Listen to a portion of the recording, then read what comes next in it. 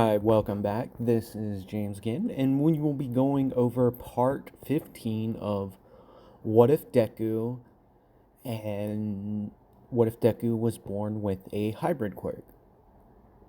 So, that being said, let's get into this one. So, this is after they come back to the school and everything, and Aizawa goes over the naming selection. Nothing really changes, like, none of the names change from an canon besides Deku and Katsuki. So, like, Katsuki goes up there and like they're he's going over a bunch of these names and everything, and he's like, fine, whatever, what about this then? And then just puts like the dumbest thing down, like Blast King, and like she's like, oh, that makes sense. And like Katsuki kind of just like does like the face on his forehead and it's like, stupid, now I'm gonna have to live with this. And like he comes, sits down, and like Izuku's like, so Blast King, what's up with that? And just kind of smiles a little bit. And Katsuki just looks over him and is like, dude, shut up. So like this is like another fuel for them over like one thing where because Izuku and Katsuki do go back and forth like messing with each other, like kind of like poking fun every once in a while about certain things. And that's just like the kind of like relationship they have, you know, with your brothers. Sometimes you guys will joke with each other, and some people who have brothers, like they prank each other, and that's their thing. Well, with Izuku and Katsuki, it like they joke around, but like their number one thing is to like compete to like improve to see who can make the most improvement, you know. So like that's basically like how their relationship is. And then Midnight is like, we have one last student. Can't wait to see what kind of name this student makes.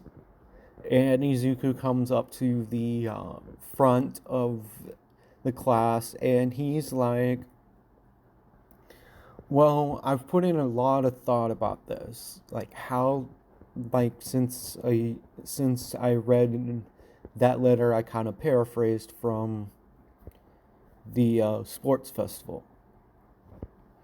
My mom always called me her little guardian, and with the how what my quirk involves, I've been thinking about how to like do what my mom like be called what my mom's is, but incorporate my quirks. So since my quirk involves, and he kind of looks down blood, I decided to go with the Sanguine Guardian. Basically, and this is me speaking, not Deku. Basically, the Sanguine Guardian is the guardian that saves people with his blood. It is like what Izuku was thinking when he came up with this name, or me, but in character. So back to it. Everyone's just kind of looking at him and they're like, dude, that makes complete sense. And it sounds cool too, says Kirishima. And this kind of like, you just see like, you just see like this smile of happiness and frustration and slight anger on Katsuki's face. And Izuku's like looking at him and kind of laughs. And everyone just hears like a little bit of crackling in the back of the room, and they turn around and Kirishima's like, Katsuki. And Katsuki looks down at his hand and he's like, oh, sorry about that, and just like dissipates like what he was doing. He had intentionally was building up like explosions like in a confined spot, just out of pure frustration, and then he realized he was doing it and then just dissipates it, basically like he sucks all the oxygen out of the pocket. And because he's like, that dang nerd. Because in his mind, he's like, Izuku came up with better than me. I'm gonna get him for this. Don't know how, but I'm gonna get him for this one. So they go throughout the day, and then Ozawa goes on to the letters of recommendation and everything. And he goes over the people that got the most and everything. And Izuku and Katsuki both, like Katsuki got like more how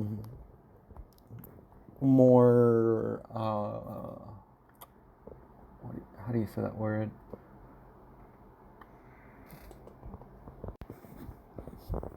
He gets more offers than Izuku, and Katsuki's like, ha, I beat you.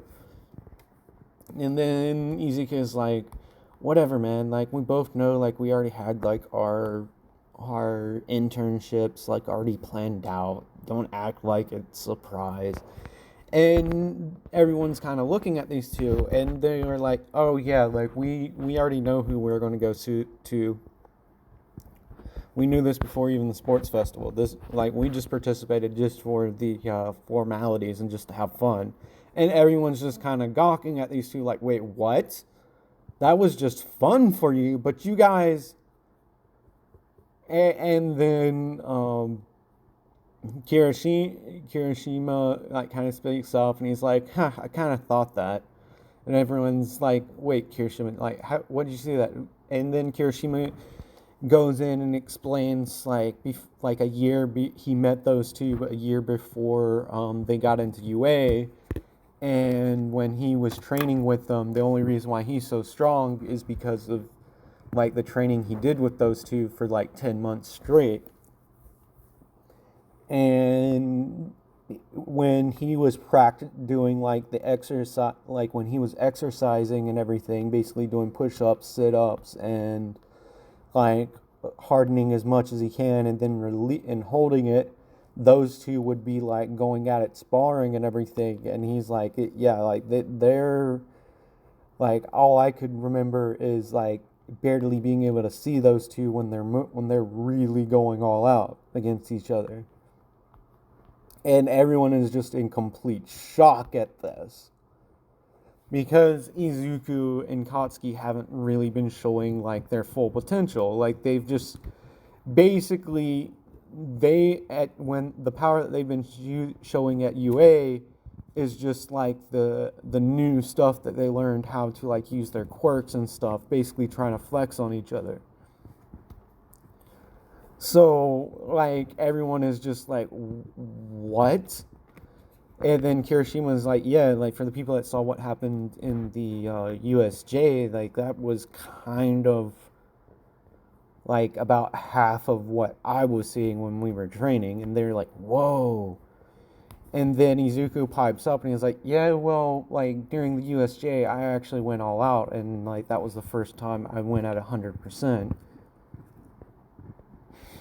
And we've both gotten like, what we showed during then was like, we've probably gotten like twice as strong as like what we did from the beginning of the school year. And he's like, yeah, like, and then Katsuki pipes up and says like, yeah, like the teachers here have like really helped us out, and we've really grown since we started. So we've just, because of the nature of our quirks, we like grabbing like Izuku, like me and my brother, we had to get into a special training program when we were younger, and that's the only reason why our quirks are so strong and our quirk control is so strong. And Izuku like then goes in and is like, yeah, my quirk wasn't even like strong when it came about. I was practically quirkless for like the first 6 years of my life. And this kind of like shocks everyone. And then Izuku's like, yeah, like I get it. It's kind of hard to believe, right? But that just shows it doesn't matter what your quirk is, as long as you train it properly, you can become like one of the best heroes in the world. And this kind of lights a fire in like all the kids in the class that don't really have like strong quirks. They're like, whoa, like, and they're asking the two like, is this true and everything. And this is when Kendo and Momo like speak up, and they're like Kendo's like, yeah, like me and Izuku used to be in the same martial arts classes when we were kids, and yes, he was like a little bit stronger than like all the other kids, but he wasn't nearly as strong as he is now. And this is like, and all the other kids are like thinking in the back of their heads, they're like, whoa, that's crazy. And they're like, dude, he must have went through one hell of a training over the past 10 years then. So now in Ina's mind, he's like, so like, and Ina's like thinking about like his brother and everything, and because of what happened at the USJ, because he did see like what Izuku did to Kendo, and he's like thinking maybe he can help my brother out. Maybe not. Like I don't know. Like I don't want to like be that guy that just always asking for help from his friends. Like I don't want to do that. But I know one thing, Stain has to pay for this. So, like, then we cut over to the day before the internships are about to start. Kendo, Uraraka, and Momo and Kendo are sitting there like eating. And they're like, so, like, where... The girl's kind of like asked, like, so where are you guys going for like your internships? And Katsuki's like, well, I'm All Might's old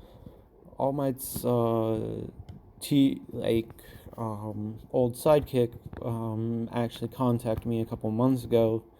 He's one of the people that like kind of helped us out because the government, like not the government, the program authorities, people in charge of the program that me and Izuku like got signed up at when we were like 9 years old, had asked certain Night Eye for some help with like us using their quirks, because at the time they didn't really have any way to like control our quirks. And people are thinking like, wait, what? And they're like, yeah, you know how like those quirk control cuffs and stuff that the police use now? Those were sort of developed with like people like us in mind that had like extremely powerful quirks, and if there was any way that they could subdue them, they wouldn't be able to hold them. And they're like, and Izuku pipes up and he's like, yeah, and I'm pretty sure like Aizawa Sensei like was part of the R&D with those things. And Katsuki's like, what do you mean? He's like, come on, Katsuki. I know you're kind of dense at some of these things, but like, really, you're this dense? And he's like, dude, our teacher's Eraserhead. And like, Katsuki's like, oh yeah, duh. Yeah, that would make sense that he would be one of the people that helped develop those things. Like, they don't like cancel the quirk, but like they for people that have extremely powerful quirks, like it kind of nullifies the quirk. Like basically prevents the people from like activating their quirks. Like mutation quirks, it basically saps like their strength and stuff like that. So like that's another change like to the storyline. Like I know they have like rooms and stuff, but like they don't have like mass produced like cuffs. Like they're not like super commonplace. Like they're like each police department has like some sets of them and everything. It's not like a standard issued item, you know. So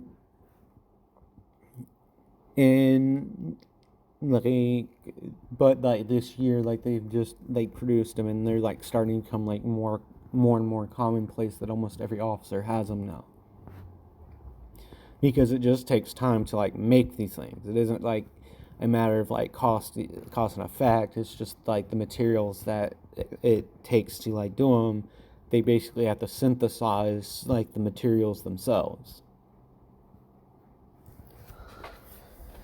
Otherwise, there'd be a shortage of them. So that being said, we'll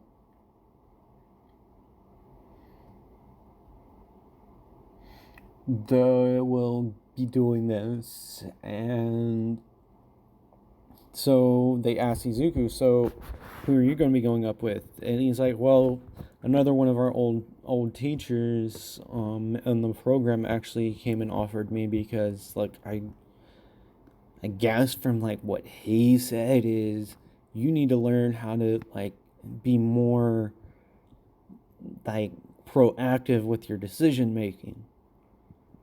And Katsuki's like starts laughing, and he's like, what do you mean? He's like, well, that kind of makes sense, and like it's kind of funny because that's kind of like what Sir Night-Eye said to me. He's like, I need to learn how to like be more observant of my surroundings, and Izuku's kind of laughing. It's like, yeah, like I always tell you that, and like they kind of laugh and everything. So they're going over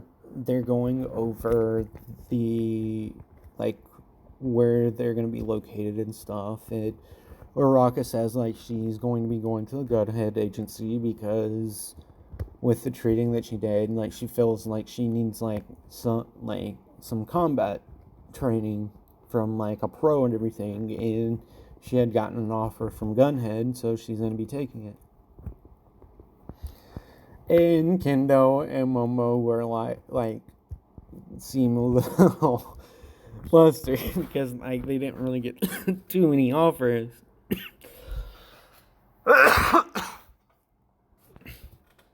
Excuse me. So basically what has been happening, and I apologize about the little coughing fit. So basically Katsuki goes to Sir Night-Eye, and Sir Night-Eye is working with him to be like more aware of his surroundings and everything, and actually paying attention more, and just not be so focused on a specific thing. Basically like the type of trading he was doing like with Mirio, like making him aware of his surroundings more. So like unfortunately Katsuki's not going to play too much of a role in this training exercises and everything. So with this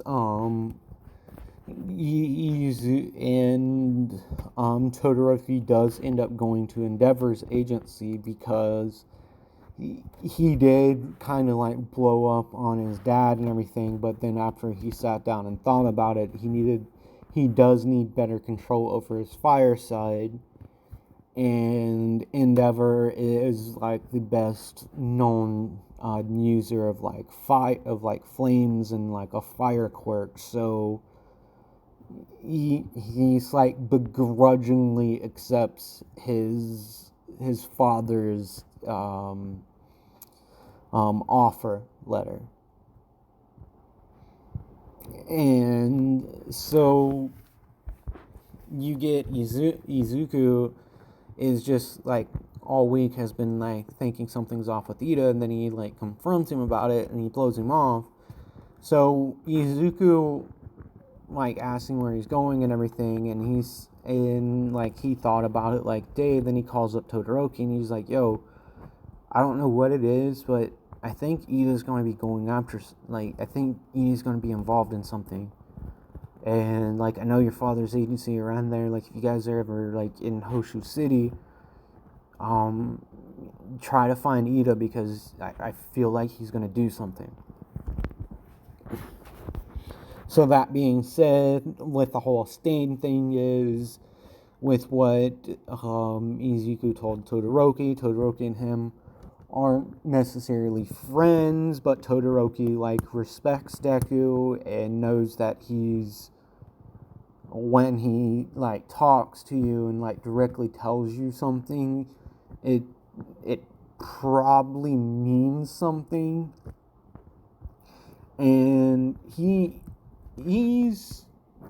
friendly towards Ida. They're not necessarily friends, but they're not enemies at all, or like there's like no bad blood at all between the two.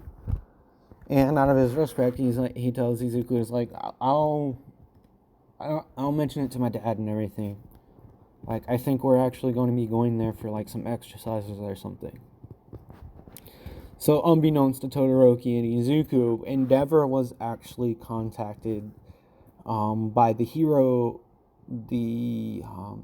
Association about like hunting down Stain, and so I think that was part of the reason why he was in Hoshu City anyway, because there had already been like a hero that had been killed there. So like Endeavor was brought in to catch him. Stain is caught by Endeavor in this, and Stain's words are a little bit more effective. It inspires more people. Some people more so than what it normally would have.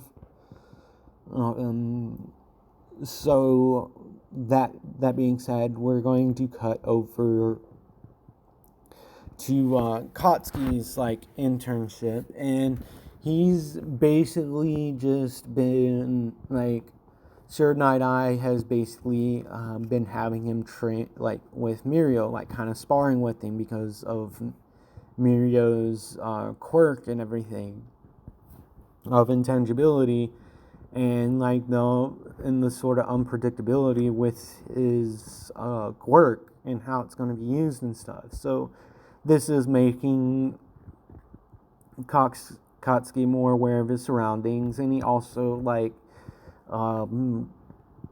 Sir Night-Eye does use like his quirk and stuff on him to like kind of train him in like fighting and everything a little bit more.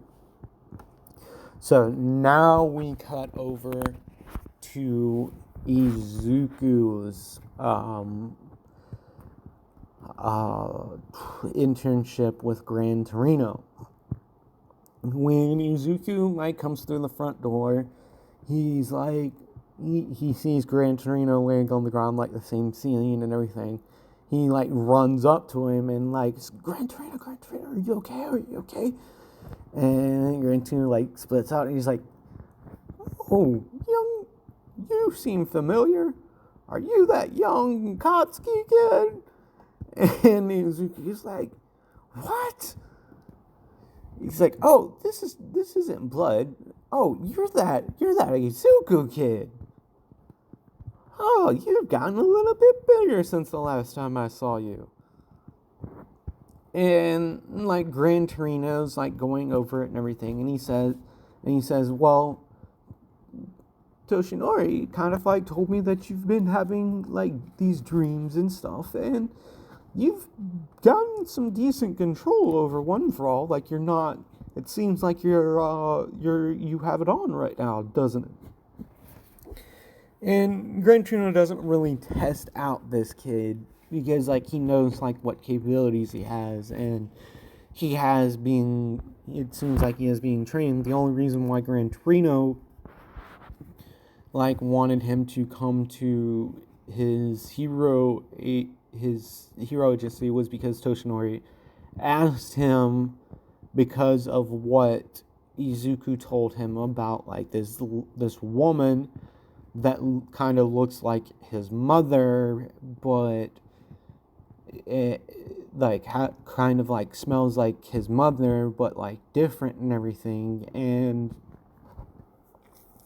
when he described like the glowing eyes, he remembers he remembers something that Nana like told him when he was a kid about like one of the people that she used to know and everything, and he wasn't 100% sure, so he talked to Gran Torino about it, and Gran Torino being older would have been around when this individual may have like interacted with Nana, because from my understanding, from like what I've read and what has been seen in like the animated material, Gran Torino and Nana were actually good friends. So that being, or friends, or they, or she was his teacher or something. Like, I would have to really look back into this. And Gran Torino's like, I'm not quite sure either, but like that individual does sound familiar. And so Izuku is just basically there with Gran Torino, and Gran Torino over the week goes over more tactics and stuff with Izuku, basically making him decide faster, make his decision making faster instead of really thinking, acting more so than thinking. Because Katsuki is more he acts more without thinking, and Izuku thinks more without acting. And basically, the people that were in the program kind of pointed this out to some of the teachers and stuff, and they asked they initially asked All Might to go over this with Izuku, but then All Might kind of asked his old teacher with some of the information that Izuku told him about this woman, maybe Gran Torino knew, and so Gran Torino makes some few contacts and everything, and then the last day Gran Torino kind of talks with Izuku during one of their sessions and everything, and he's like, well, I wasn't able to gather much information about that woman, but she's been around for a while apparently, almost as long as One for All. And at this point, Izuku would have found out who One for All is. He was the one that injured All Might and everything. And so, and Gran Torino's well, that's about the only information that I know of that I could find about this person. It seems like they dropped off the radar 100 years ago. And it was thought that they had died. But apparently they're still kicking around. Interesting. So Izuku is he's thinking about this and everything, and he's I wish I could figure this out, what she wants with me. I don't know if she's an enemy or if she's a friend, or what is she? Because I know she's not Mom, but she kind of smells like Mom and me, but different. And he just, because this is something that's really confusing to Izuku. He, for some reason, the sense familiar, but at the same time it's completely different. And obviously this person isn't his mother, from what Gran Torino said. And that's initially what Izuku was thinking, was maybe Mom survived somehow, or something happened with her quirk, and she's like this now. And he just doesn't know what was going on with it, but with the information he got from Gran Torino, he doesn't know what to think now. It's really making him think, who could this person be? Who is she to me? Why is she doing this to me? Why has she been leaving these letters and stuff? So that pretty much wraps up like the internships, because not much changes in the other internships except for like Kirishima like kind of talking, like building up a friendship with Tetsu and basically explaining how he trained his quirk and everything, and how he thought of different ways of using his quirk and everything. And Tetsu's like, oh man, like that's crazy. So this is making Tetsu like think about how he could train his quirk and everything, how he could use his quirk more. And like over the course of the internship, he learns that he doesn't necessarily need to use the iron in his own body. As long as it's like in a liquid state, he can use it to harden around his body. So, and he's like, God, that would be kind of bothersome and everything to like have that on me, but guess I'm still gonna have to have like iron supplements on me until I can figure out a way to do that. And so this is something that like gets Tetsu, and he is going to be stronger than what he normally would have been in canon, or get like some years advancement on like his quirk development. But outside of that, there really isn't much more to go over because Katsuki does like become a little bit more better at his surroundings. Izuku gets a little bit better of actually following through with like making plans instead of like overthinking everything. Kirishima gets like better like control over his quirk and everything. And so like everyone comes back, and like everyone has gotten a power boost. And Ito didn't die. Like Todoroki showed up there soon, like fast enough, and then shortly after that, Endeavor showed up towards the end,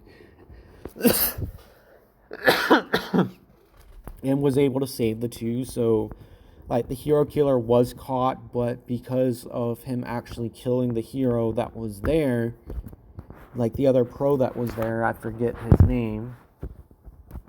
And at this point, it's not really important in the story, except because like Stan was able to kill the hero, but like because he was caught by Endeavor and everything, and because he was able to kill the hero, his words of like his speech was like a little bit more effective. So in the next part, we're going to go over the forest training arc. And this is when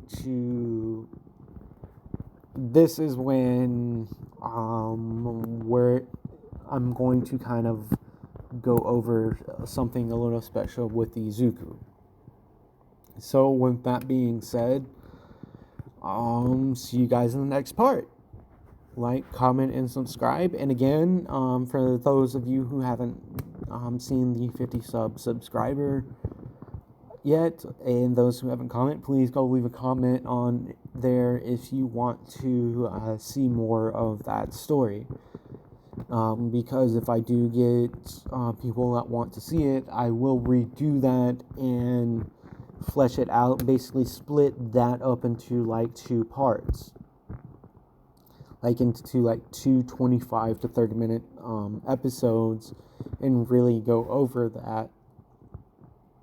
Like the first episode's basically going to be going over this individual and everything, and then the second episode will go over the second portion of it will go over Izuku's life and like the training and stuff that he does, and go over like more of like abilities and stuff that he unlocks.